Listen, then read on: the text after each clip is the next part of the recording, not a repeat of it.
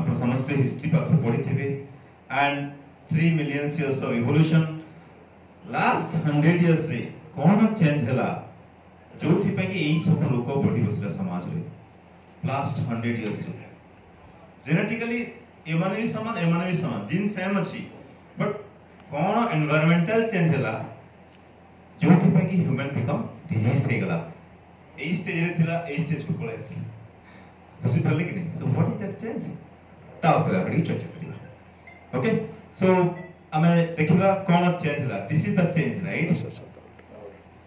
everywhere अपन जो भी जानतो रिफाइंड अल्ट्रा प्रोसेस्ड फूड गली गली रे समस्त हे गलानी कि नहीं सकाळू पिला माने कॉर्नफ्लेक्स नहले ब्रेकफास्ट खाउ नाहंती कित्ते बड़ मिस्टेक्स सकाळू पिला माने का जदी इडली पुडी न हबो काम होनी राइट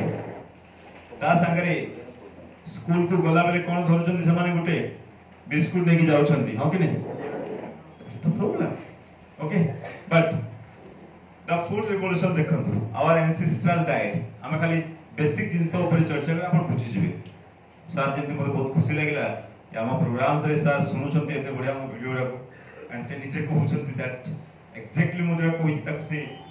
माने रिप्रेजेंट करि पछंती I really happy for that sir so this were our ancestral diet जेतले भात रोटी नथिला मनुष्य केव्स रे रहउतला जंगल रे रहउतला से कोन खाउतला